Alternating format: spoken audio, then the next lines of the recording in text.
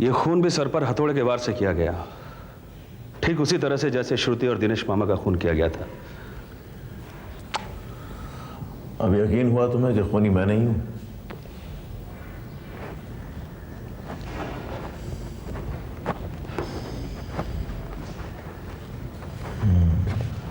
आकाश, अगर यकीन ना होता तो मैं तुमसे मिलने अकेले नहीं आता, पूरी पुलिस फोर्स लेकर आता, और इस वक्त तुम जेल के सलाखों के पीछे होते। तो कर लो ना मुझे अरेस्ट। डरा रहे हो क्या?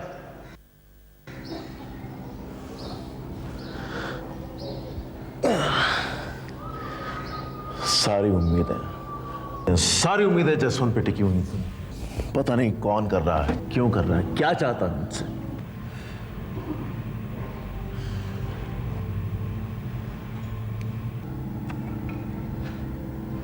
आकाश, हम अब भी यह साबित कर सकते हैं कि खून तुमने नहीं किया,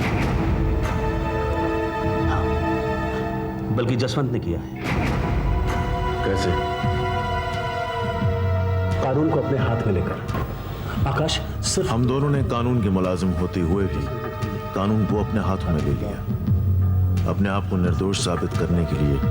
इसके अलावा मेरे पास और कोई रास्ता नहीं था। सारे सबूत, सारे लेकिन इस बार फर्क सिर्फ इतना था, राजेश खुद मेरे साथ था।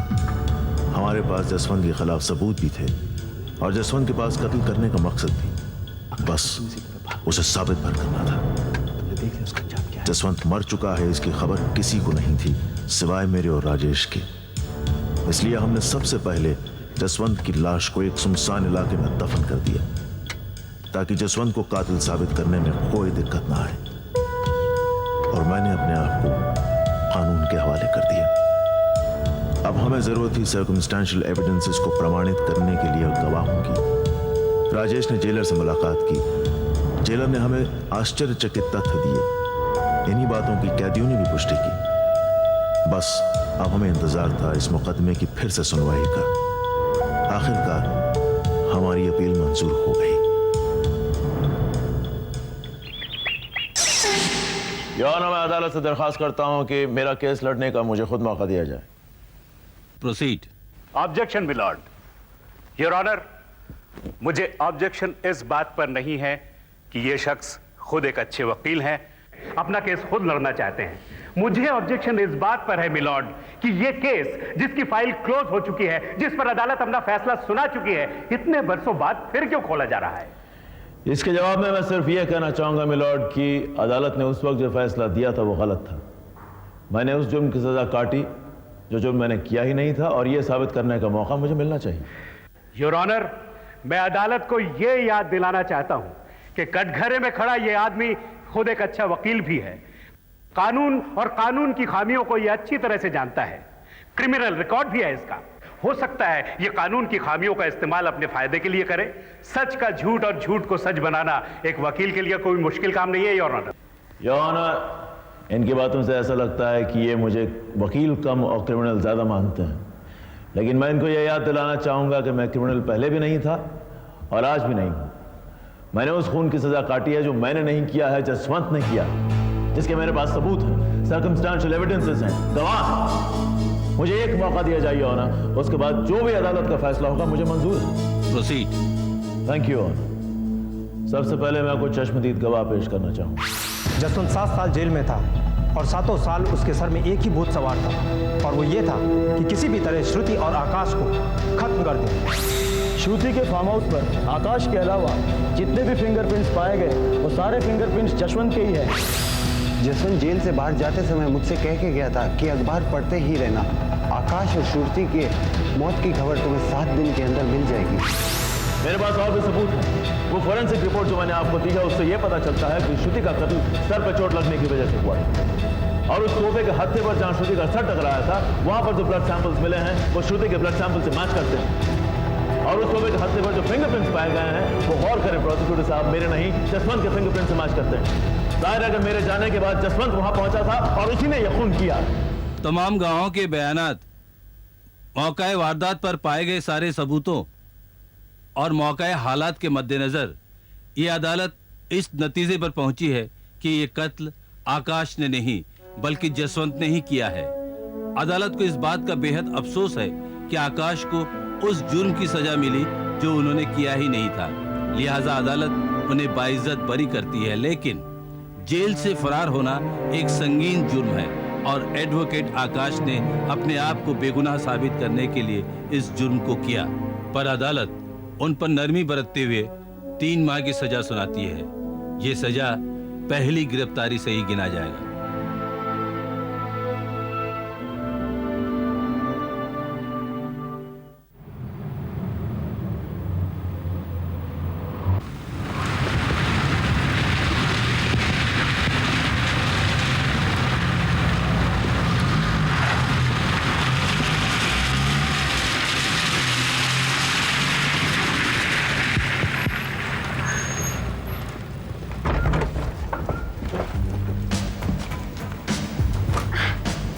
जल्दी आकाश कीड़े हो जाओगे।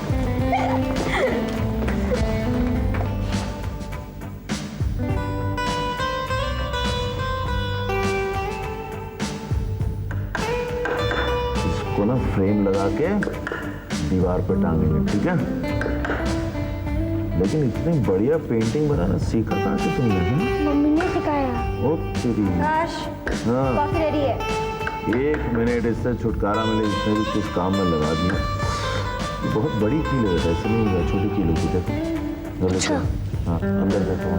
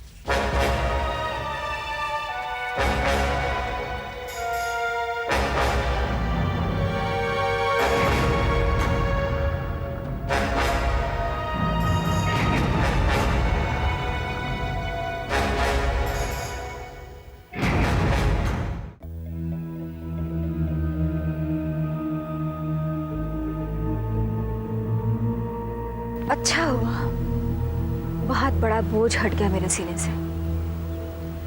वरना सारी जिंदगी यही सोचती कि तुम्हें बताऊं या नहीं। बहुत हल्का महसूस कर रही हूं मैं।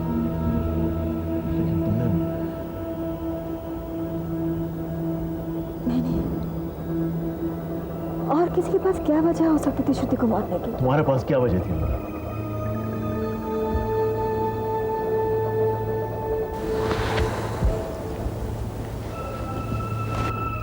शादी के पहले दिन से मुझे उस सच्चाई का पता चल गया था जिसे तुमने श्रुति की मौत के बाद तक मुझसे छुपा कर रखा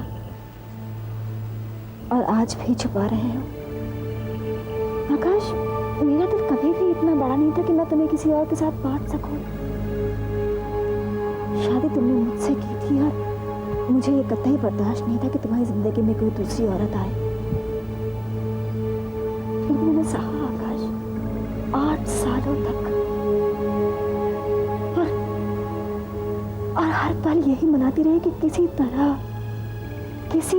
भी तुमसे दूर चली जाए।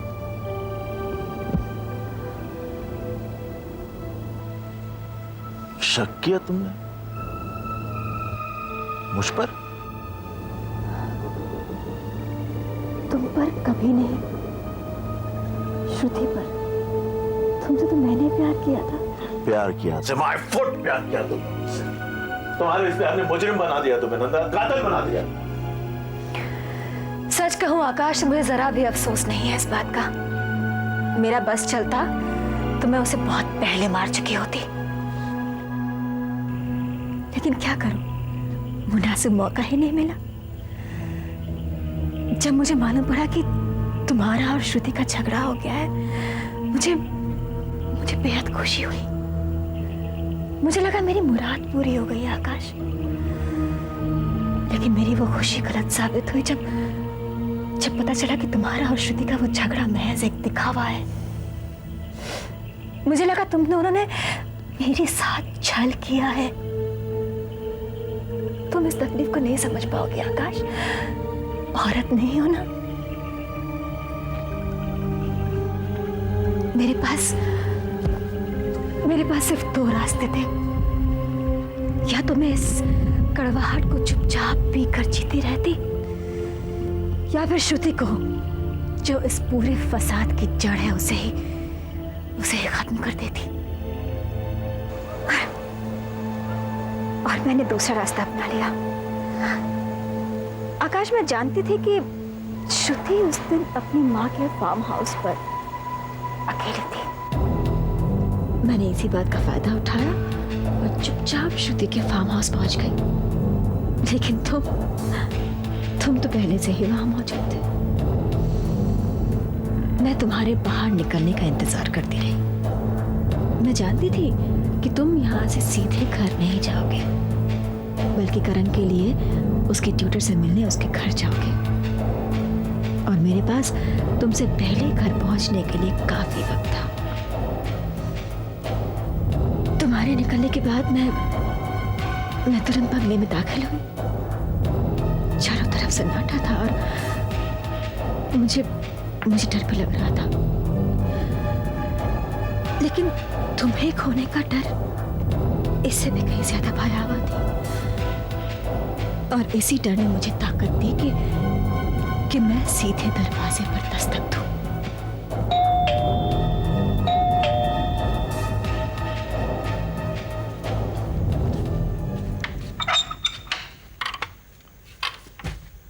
अरे नंदा, तुम अंदर आओ।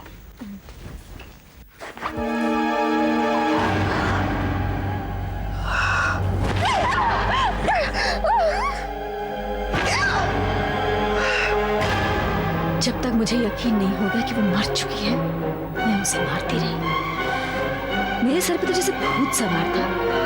कौन देख रहा है मुझे इसकी भी परवाह नहीं थी। मुझे तो बस घर पहुंचना था। तुम्हारे घर आने से पहले मैं वहां से निकल पड़ी। आज मैं बहुत राहत महसूस कर रही थी। 8 साल से जिस तकलीफ को भोग रही थी, मुझे उससे छुटकारा मिल चुका था। लेकिन जब सुबह पुलिस घर आई और मेरे बदले तुम्हें गिरफ्तार कर ले गई, तो मुझे बहुत आश्चर्य हुआ।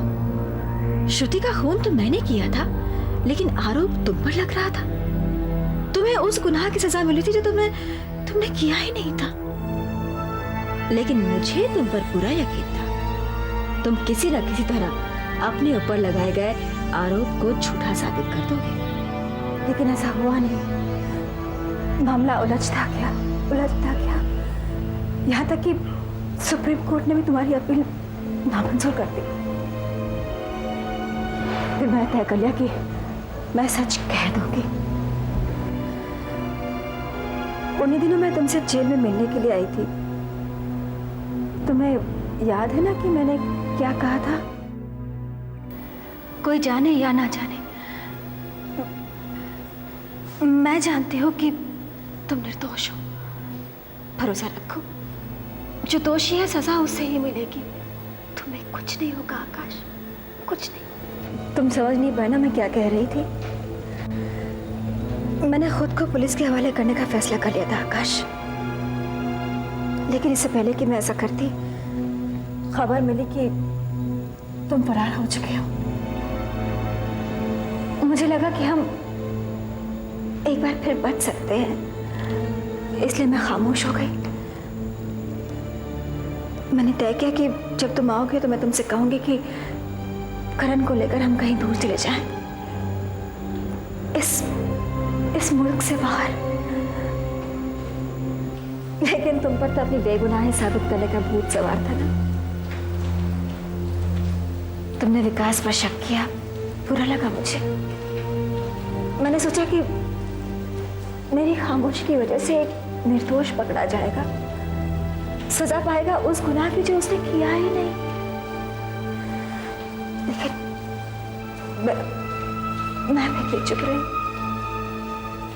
जानती थी कि अगर मैं सच बोलूंगी तो तुम मेरी फीलिंग समझने के बजाय मुझसे नफरत करोगे। तुम्हारा प्यार मुझे, सिर्फ मुझे मिले, यही स्वार्थ था मेरा।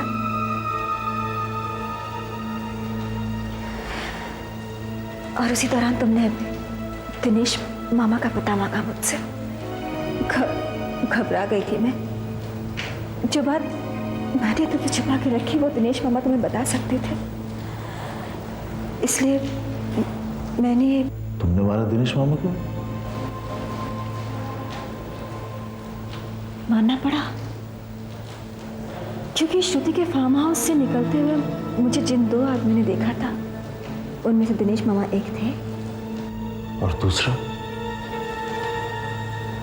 दूसरा था वो लंगड़ा आदमी जिसका तुमने फाइल मांगी थी मुझसे। नाम नहीं जानती थी उसका, पता भी नहीं मालूम था। जब उसकी फोटोग्राफ देखी तो मुझे मालूम पड़ गया कि यही वो आदमी है जो मेरे पूरे किए करार पर पानी फेर सकता है। इसलिए मैंने उसे भी मार दिया। एक नहीं, दो नहीं नंदा, तुमने 3 खून किए। हाँ, और इस सब के बाद भी पता नहीं मुझे तुम्हारा प्यार मिल पाएगा नहीं। मैं थक गई हूँ, मैं थक गई हूँ आकाश, हार गई हूँ मैं। गुनाह मैंने किए हैं, लेकिन इन सब की वजह है तुम्हारा अधूरा प्यार। तुमने मुझे पूरा प्यार कभी क्यों नहीं किया? अगर किया होता तो आज मैं एक अपराधी की तरह तुम्हारे सामने ऐसे खड़ी नहीं होती।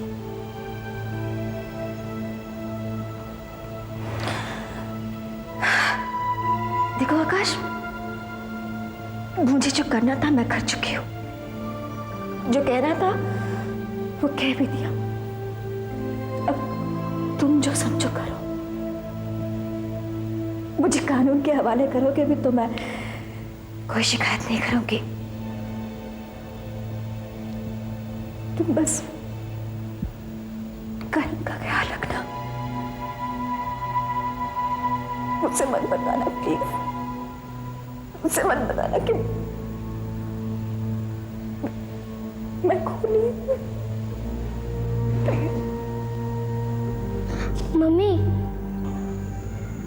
मम्मी बटन लगा दो ना प्लीज।